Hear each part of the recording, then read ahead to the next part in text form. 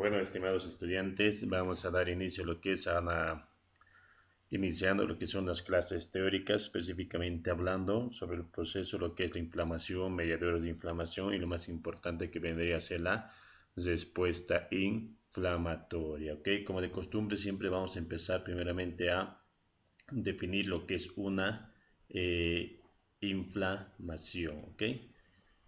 ¿Qué vendría a ser entonces una inflamación? Una inflamación simplemente vendría a ser una respuesta, ¿no es cierto? Una respuesta que busca eliminar la causa que va a iniciar la lesión, ya sea celular, eliminando los tejidos dañados y reparando o regenerando lo que es un tejido nuevo. Generalmente se logra esto mediante ¿qué? Mediante la destrucción, la digestión de ciertos procesos enzimáticos, etcétera, etcétera. Es una reacción tisular, como dice la diapositiva, también compleja, ¿no es cierto? Que consta principalmente de respuesta de los vasos sanguíneos y de los leucocitos para cumplir su objetivo, es decir, la serie blanca y la serie roja cuando pedimos nosotros un hemograma completo, ¿ok? Y sus diferenciales de los leucocitos que vendrían a ser los neutrófilos, etcétera, que vendrían a ser fagocitos.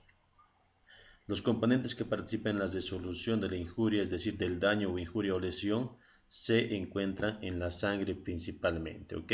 Uno de los objetivos primordiales de la inflamación es hacer llegar estos factores al sitio de la lesión, es decir, que si hay un mecanismo de lesión, una vez que se activen las células endoteliales, pues todos estos neutrófilos primordialmente tienen que migrar mediante la vasodilatación porque permiten la puerta de las células endoteliales hacia el líquido tisular, que vamos a ver líneas más abajo, ¿ok? Entonces no olviden también que generalmente inflamación se lo deriva con el sufijo itis, ¿verdad? Donde generalmente si es un apéndice, un proceso de apéndices, apendicitis, peritonitis, etcétera, etcétera, que eso también tienen que tenerlo muy en cuenta, ¿ok? Entonces, ¿cuáles son los componentes o factores desencadenantes de un proceso inflamatorio? Como ustedes pueden ver, la hipoxia celular es un proceso desencadenante. Ciertos microorganismos como infecciones, ya sean estas virales, bacterianas, por hongos, protozoos, etc.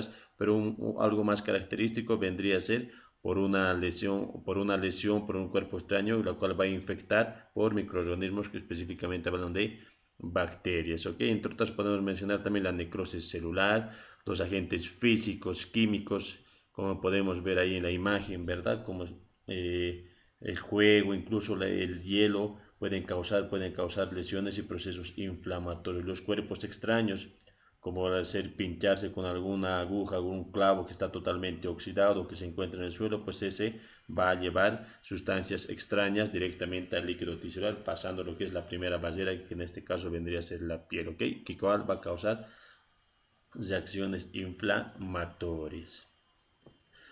Entonces, ¿cuáles vendrían a ser los tipos de inflamación, verdad? Entonces vamos a poder definir aquí dos tipos principales de inflamación, ¿ok? Entonces que vamos a encontrar ahí primeramente la inflamación aguda y la inflamación crónica, ¿ok? Entonces la inflamación aguda, como ustedes saben, se inicia en minutos, dura unas horas o días, en contraste con la crónica.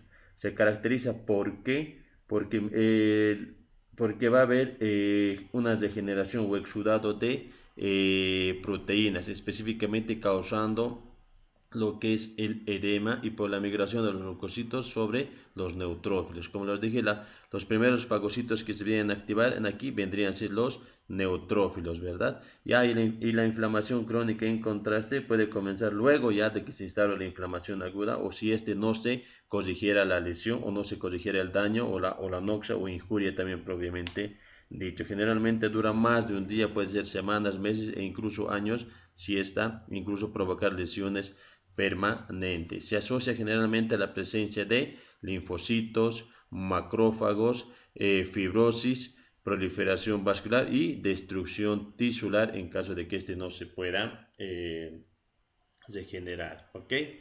Entonces, ¿cuál vendría a ser la finalización de la reacción inflamatoria? Como ustedes pueden ver ahí en la diapositiva, es la inflamación. La inflamación resuelve una vez que se haya eliminado el estímulo injuriante, o también llamado también daño o lesión o náusea o injuria. ¿Ok? Entonces, eso es muy importante también, que lo tienen que tomar muy en cuenta. La reacción se resuelve con rapidez porque los mediadores se degradan y se dispersan mediante el líquido tisular.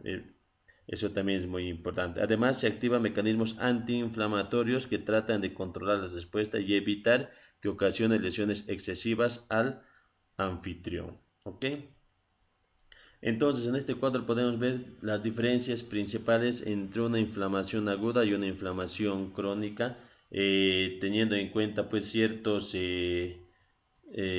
parámetros como ser la respuesta, el tipo celular predominante, la inmunidad, el inicio, la duración y la respuesta vascular. Pues aquí podemos ver que si hablamos de respuesta, la inflamación aguda tiene reacciones inmediatas del tejido ante la noxia o injuria, ¿verdad? Mientras que la crónica va a presentar una reacción persistente ante las diferentes lesiones tisulares. Como ya les dije, líneas arriba, el tipo celular predominante de una inflamación aguda son los neutrófilos, ¿verdad? En cambio que la crónica, como les dije ya, son los linfocitos, células plasmáticas, macrófagos, fibrosis, necrosis, incluso muerte tisular. La inmunidad generalmente es innata, ¿ok? Porque una vez que se active la inflamación, pues se activa la inmunidad innata. En cambio en la crónica ya está mediada por células. El inicio, como su nombre propiamente lo dice, aguda, va a ser rápido, ¿verdad? Y crónica va a ser una respuesta lenta. La duración, horas, semanas, como ya les dije. En cambio la crónica puede ser meses, incluso años. La respuesta vascular en la aguda sí es muy importante, porque dependiendo de lo que actuemos de manera más rápida, pues vamos a evitar que este pase una inflamación crónica, mientras que en la crónica, como dije, es menos importante. Bueno, aquí podemos ver una imagen clásica, como ustedes pueden ver, ¿no es cierto? Generalmente, antiguamente hablando, la inflamación le dividían como una descripción clásica, ¿no es cierto? Ya que esto ha ido pasando ya de generación en generación, aumentando ciertos signos cardinales. Generalmente se dice que en el primer siglo, que fue después de Cristo, estas reacciones locales de las lesiones de los procesos inflamatorios se conocían varios signos cardinales, ¿ok? Como ustedes pueden ver, pues signos cardinales como ser el calor, el rubor o eritema, el tumor o tumefacción, ¿ok? Y por ende, a la asociación del calor, rubor y tumefacción se asocia lo que es el dolor. Ya en épocas más tardías, ya entonces se puede acoplar otro signo cardinal que vendría a ser muy importante, que vendría a ser la pérdida funcional. ¿Ok? Entonces estos son muy importantes, que ya líneas abajo vamos a ver por qué estos, o también llamados macrosíntomas, por qué se produce la calor, por qué se produce el rubor, la tumefacción y el dolor. Generalmente, en palabras sencillas, ahorita la vamos a decir, el rubor o o el calor generalmente se debe por la vasodilatación que vamos a tener, que lo vamos a ver líneas más abajo, y la tumefacción o tumor o edema generalmente porque en el líquido tisular también se acopla lo que es el líquido exudado, y por ende al estar los capilares bien dilatados va a haber mayor salida de líquido hacia el líquido tisular y por ende va a haber una tumefacción. Y en contraste con estos tres macrosíntomas va a tener dolor por la liberación de citoquímicas, interleucinas, etcétera, y por ende, si esto llega a ser crónico, pues vamos a llegar a lo que es una pérdida funcional.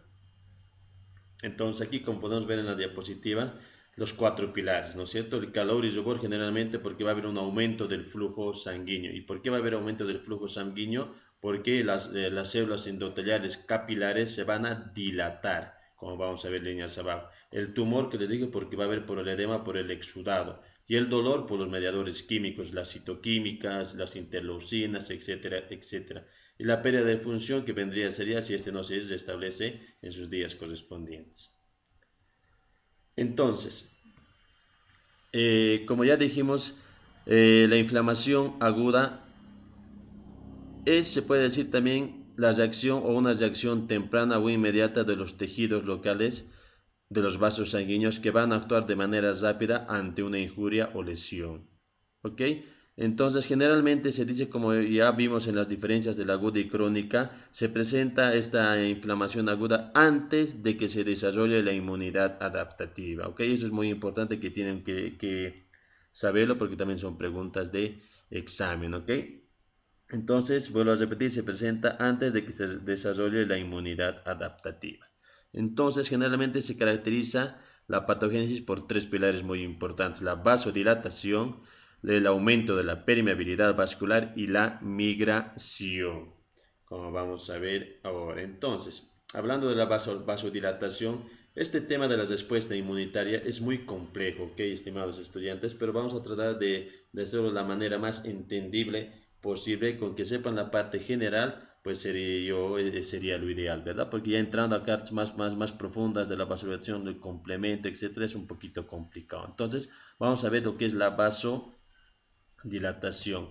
Como dice en los 5 puntos, es una de las manifestaciones más precoces de la inflamación aguda. Vale decir que antes de una vez que hay una lesión o injuria por cualquier cuerpo extraño, lo primero que va a haber es vasoconstricción. Eso quiero que quede bien claro. Lo primero que hay es vasoconstricción, pero de segundos o minutos. Se puede decir que posteriormente viene la vasodilatación.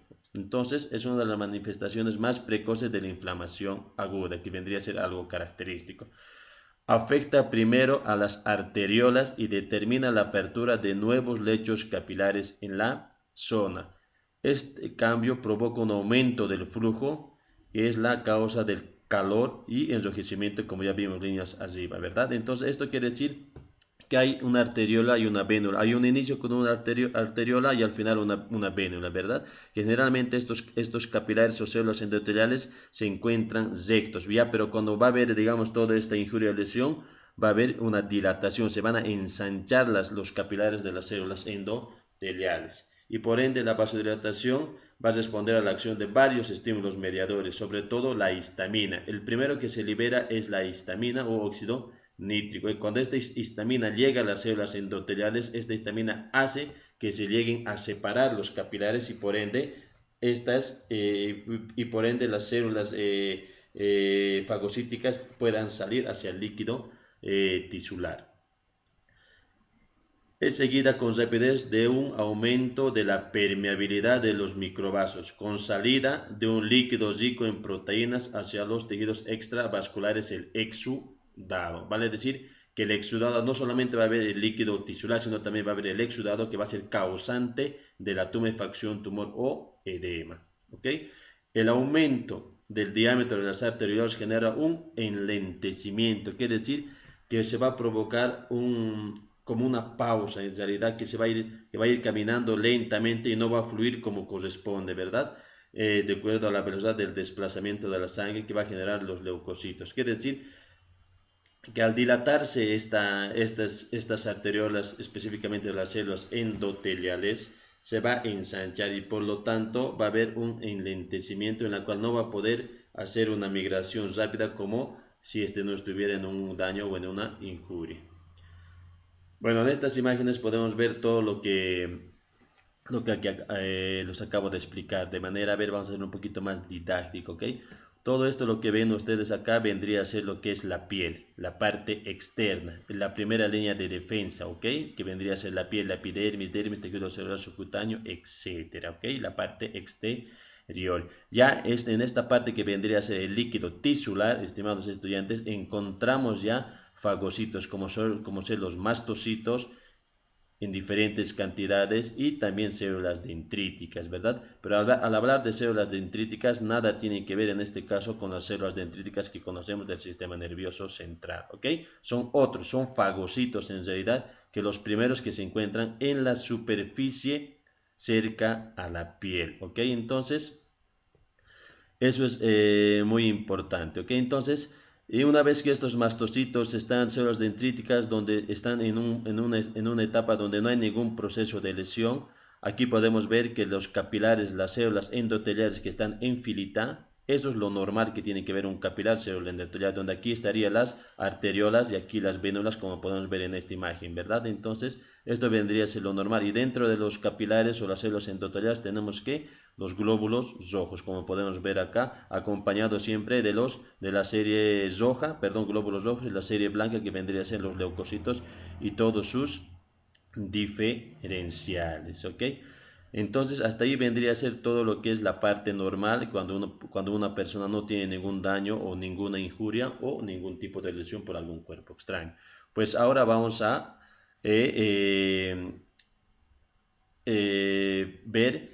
en caso de que, qué pasaría en caso de que este tendría algún daño, ¿ok? Todo esto lo que ustedes pueden ver a continuación, vamos a imaginarnos que es un clavo oxidado, que el niño o el adulto lo ha pisado o se cortó en la mano, etcétera, donde ingresa y perfora la primera línea de defensa que vendría a ser la piel con todos sus componentes. Y evidentemente si es un clavo que estaba en la calle, pues es un clavo oxidado, evidentemente este va a tener gérmenes como ser bacterias, como pueden ver los puntos verdes, ¿ok? Entonces al entrar el cuerpo extraño, este cuerpo extraño que es el clavo, pues va soltar en el líquido tisular todas estas bacterias, ¿ok? Entonces, al soltar todas estas bacterias, ¿cuáles son los primeros que van a tener en cuenta esto? Van a ser los fagocitos, ¿verdad? Los fagocitos que generalmente se encuentran en la superficie, como ser los mastocitos y las células dendríticas. Estos mastocitos y células dendríticas, gracias a estos receptores que están en rosado, que están cerca a la piel, que no han recibido el daño, van a mandar una comunicación a estos mastocitos o células dendríticas informando que hay una lesión. ¿Ok? Entonces, al haber una lesión, ¿qué es lo que van a liberar? Lo que dijimos líneas arriba, van a liberar sustancias muy importantes, como dije, la histamina y el óxido nítrico, ¿verdad? Entonces, al liberar esta histamina y este óxido nítrico, pues ahora nos vamos a pasar aquí a esta otra diapositiva. Al liberar la histamina y el óxido nítrico, ¿qué es lo que va a pasar? Como ya les dije, al liberar histamina, esta histamina al hacer un contacto con las células endoteliales de los capilares, va a hacer pues que estos capilares se vayan separando, como ustedes pueden ver aquí. Esto era la parte normal, pero al haber ya el daño, los mastocitos van a hacer que estas células endoteliales o capilares vayan dilatándose, vayan ensanchándose, como ustedes pueden ver. Ya perdió toda la arquitectura normal de aquí. O sea, aquí ya ha habido un espacio grande. A toda esta dilatación se llama lo que es vasodilatación. ¿Ok? Entonces, al haber la vasodilatación, gracias a la histamina, como podemos ver aquí los celestitos, entonces va a haber esta vasodilatación, va a haber un ensanchamiento, un enlentecimiento de los capilares y las vénulas, ¿verdad? Entonces, al haber este ensanchamiento, una vez que ya la primera línea de defensa, que son los fagocitos, específicamente hablando de los neutrófilos, pues ¿qué es lo que van a hacer estos neutrófilos que están en el torrente sanguíneo? Pues van a migrar, ¿verdad? Van a migrar, y aquí estaríamos entrando ya los componentes de migración, rodamiento y extravasación. Es decir, que estos neutrófilos al ver el espacio que está dilatado de los capilares o las células endoteliales, van a migrar. Al ver que hay mucho espacio, van a adherirse, y esto se llama migración y rodamiento. ¿Ok? Una vez que hagan ese proceso de migración y rodamiento, como pueden ver aquí, van a salir ya al líquido tisular. Al salir al líquido tisular, pues estos neutrófilos van a estar en contacto ya con el líquido tisular, y van a estar ya en contacto con la injuria o el daño de estas bacterias que están en el líquido tisular. Al salir estos neutrófilos ya hacia el líquido tisular, ¿qué es lo que van a hacer? Van a fagocitar, tratar de comérselos a todos a estas bacterias. Y olviden, no solamente van a salir los neutrófilos, ¿verdad? A los neutrófilos van a ayudar otros como ser los linfocitos T, los linfocitos B, que también van a salir por la extravasación, o por este lado también por la extravasación o diapedesis, van a salir para ayudar y comérselo también o fagocitar a las sustancias extrañas que podemos ver ahí, ¿ve? Y conjuntamente con los neutrófilos, células B, células T, los mastocitos, las células dendríticas, ¿ves? Van a ir comiendo poco a poco a estas células, perdón, a estas bacterias, ¿ok? Y ya como les dije también, no solamente tenemos la contaminación del líquido tisular, al haber una dilatación y ensanchamiento de todos de todos los capilares, va a haber también un líquido exudado que conjuntamente con el líquido tisular va a causar lo que es el edema, ¿ok? O tumefacción. Entonces, gracias a la vasodilatación tenemos pues calor, rubor y la tumefacción por el exudado, que conjuntamente todos esta maniobra de respuesta inflamatoria va a dar lo que es consecuencia el dolor e impotencia funcional. Es una manera muy didáctica que ustedes tienen que tratar de manejarlo así, ¿ok?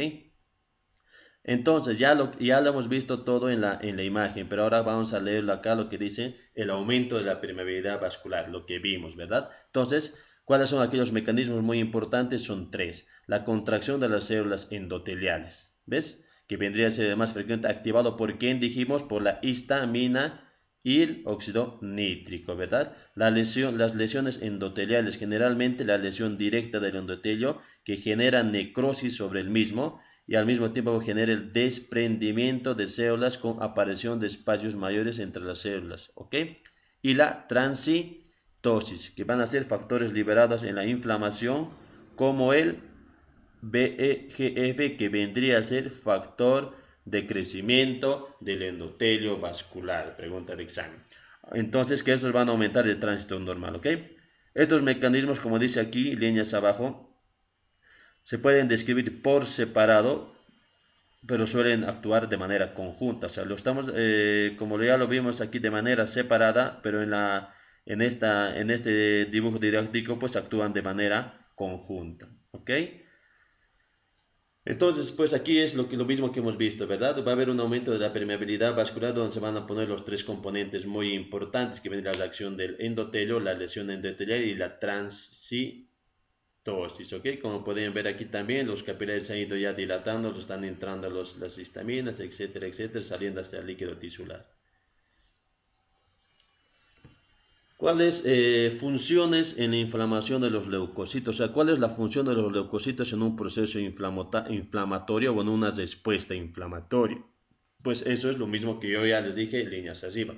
Fagocitar. ¿Mediante quién? La primera línea de defensa, los neutrófilos, acompañado por los macrófagos, linfocitos B, linfocitos T, etc. Reclutamiento de más leucocitos. Al salir los neutrófilos hacia el líquido tisular, estos las citoquinas se van a comunicar y por ende van a llamar a más leucocitos, a todos sus diferenciales, ¿verdad? Como los linfocitos B, T, etcétera, para ayudar a la fagocitosis. Y por último, al actuar de esta manera van a causar lo que es la reparación del tejido. Aquí nuevamente lo mismo que les expliqué, pero de manera ya un poquito más en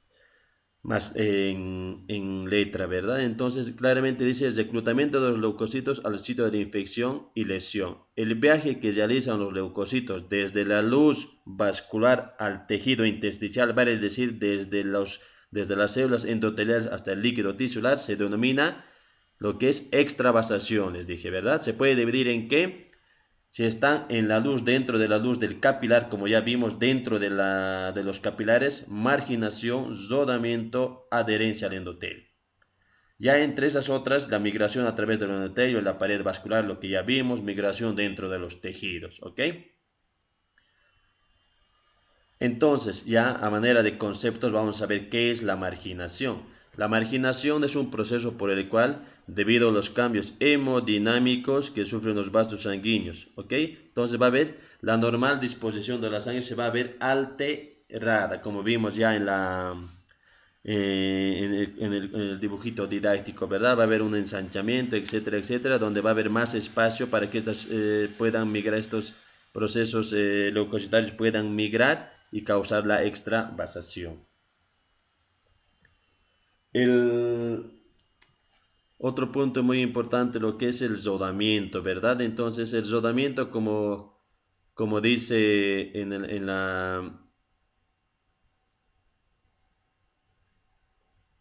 la diapositiva, perdón, se denomina rodamiento al proceso por el cual debido a las uniones débiles que van a formarse en las paredes, se vayan soltando sobre el endotelio en varias oportunidades, ¿ya? Entonces las uniones se van a generar por acoplamiento de varias proteínas o complementos llamadas selectinas. Estas selectinas, estimados estudiantes, simplemente vendrían a ser receptores, ¿ok? Son receptores de adhesión, se puede decir, porque se van a ir pegando hacia los capilares, ¿verdad? Donde van a formar una familia que se llama los gluco o las glucoproteínas integrales de membrana. Entre las más importantes, como podemos ver ahí, estimados estudiantes, tenemos las selectinas B, la L, la selectina P y la selectina E. No vamos a entrar en detalle porque si hablamos de las selectinas es casi entrar a otro tema, pero que sepan que estas selectinas son receptores que influyen en la adhesión a los capilares y que tenemos la L, la E y la P, pues con eso es suficiente. La adherencia al endotelio, como ya vimos, ¿no es cierto? Generalmente la adherencia al endotelio se va a dar pues generalmente por lo que llamamos las moléculas de adhesión celular. ¿Ok? ¿Cuáles son aquellas moléculas de adhesión celular? Pues son estas de aquí, el BK y el ICAN. Pues estas moléculas de adhesión celular, estimados estudiantes, hay que saberlo. El BK vendría a ser una molécula de adhesión vascular, ¿ok? Y el ICAN vendría a ser molécula de adhesión intercelular, ¿ok? Y vendría a ser como otros factores o quimiotáxicos como el factor de necrosis tumoral y las interleucinas 1. Hablando de estas moléculas de adhesión celular que son tipo inmunoglobulinas, existen varias, aparte del BCAN, el ICAN, etcétera, existe el PCAN, el NCAN, etcétera, que hay una infinidad también de estas moléculas de adhesión, pero estas tres o estas dos vendrían a ser las más importantes y el PCAN que vamos a ver líneas más abajo. ¿Okay? Entonces, aquí igual lo que les dije, ¿no es cierto? Las quimiosinas van a actuar sobre los leucocitos adheridos y estimulan la migración de las células a través de los espacios interendoteliales a favor del gradiente de concentración químico. En este caso estaríamos hablando ya de lo que les dije del PCAN, que vendría a ser lo que es la molécula de adhesión plaquetoendotelial. ¿Okay? Entonces, la migración de los leucocitos a través del endotelio o transmigración a través de la diapedesis mediante la molécula de adhesión tipo glucoproteína, que es el PCAN, o también llamado molécula de adhesión plaquetoendotelial. Bueno, a simple de lectura, tras atravesar el endotelio, los leucocitos perforan la membrana basal, como vimos, ¿verdad? Los leucocitos van a atravesar la membrana basal, posiblemente mediante la secreción de ciertas sustancias o enzimas como las colagenasas, y acceden al tejido extravascular, al líquido tisular.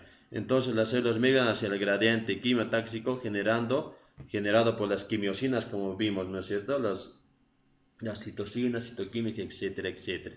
Es muy importante que estos conceptos lo manejen también, que están aquí en la diapositiva, porque van a ser también preguntas de examen, ¿ok?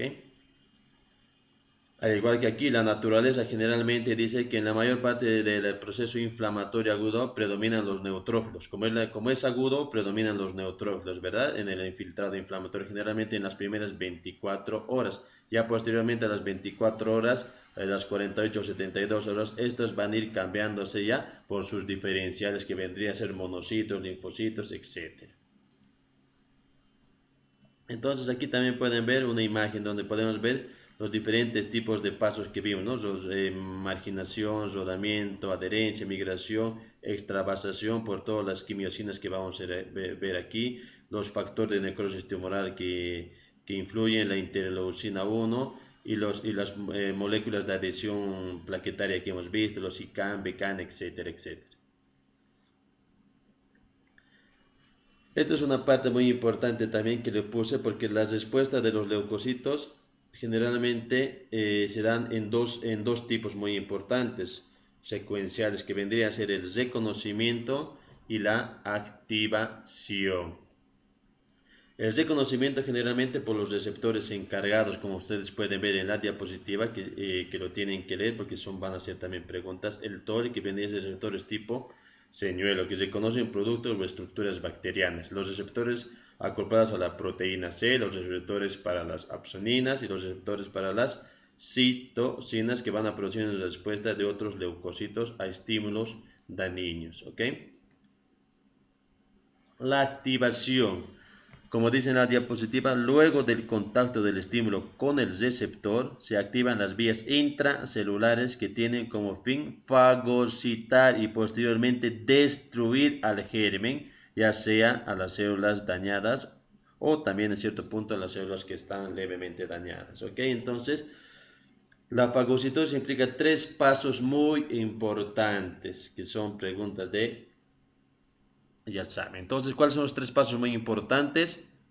Reconocimiento y unión de las partículas que debe ingerir el leucocito mediante receptores que ya hemos visto, ¿verdad? En líneas más arriba. Englobamiento de la misma con posterior formación de una válvula, como ya vimos en la diapositiva anterior.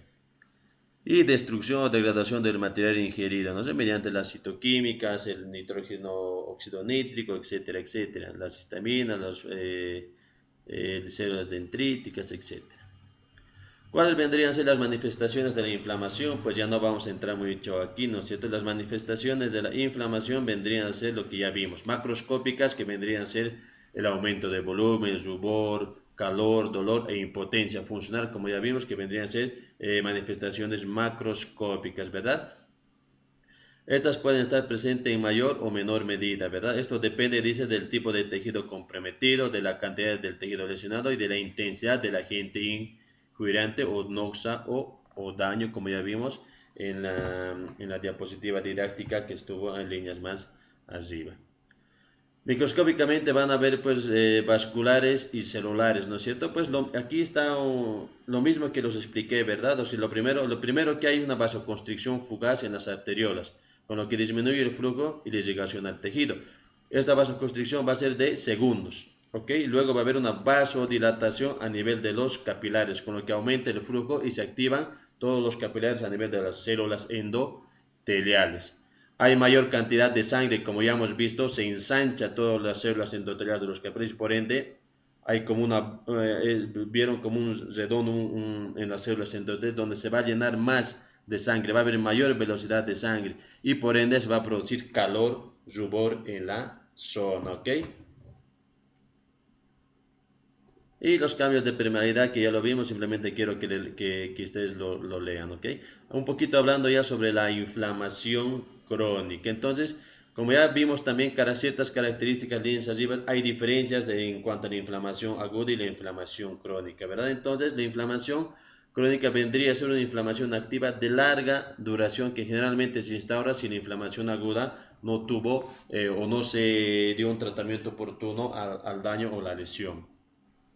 Se caracteriza porque va a haber una destrucción del tejido mediada por células inflamatorias. Suelen ver ciertos intentos de reparación que aumentan el porcentaje del tejido conectivo. Predominan, como ya dijimos, las células mononucleares, macrófagos, linfocitos, etc.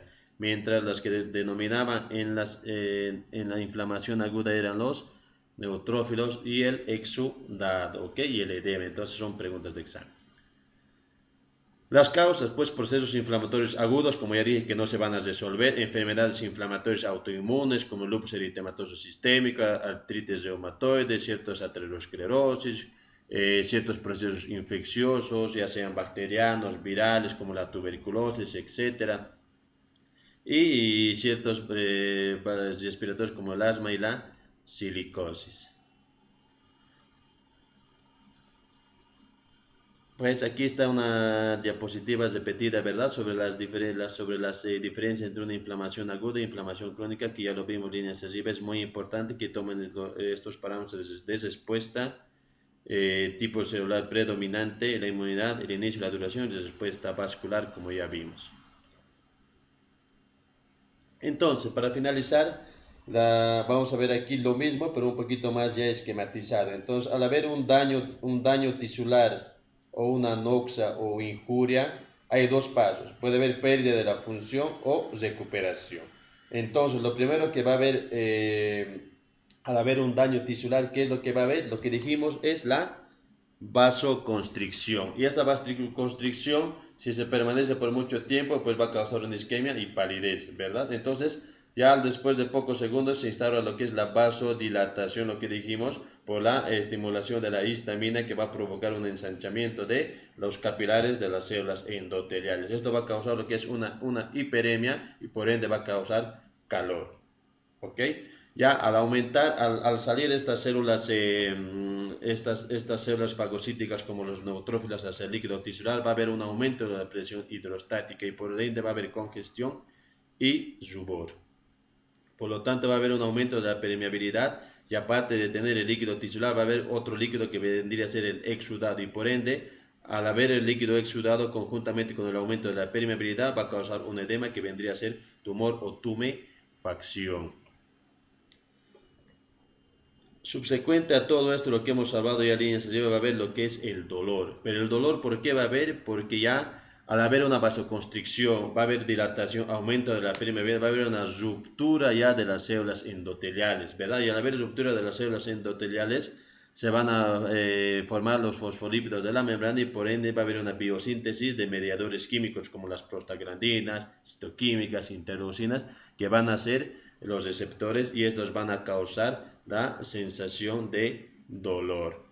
Ok, entonces, estimados estudiantes, espero que hayan entendido. Ya nos vemos el día lunes con el primer grupo que va a defender lo que es respuesta inflamatoria, tipos de inflamación, todas las manifestaciones clínicas, lo que son los macrosíntomas, etcétera, etcétera. Pues esperemos que los estudiantes lo hagan pues de una manera más didáctica, ¿no es cierto? Porque es ahí donde ya está corriendo la nota también. Bueno, estimados estudiantes, muy buenas tardes, muy buenas noches.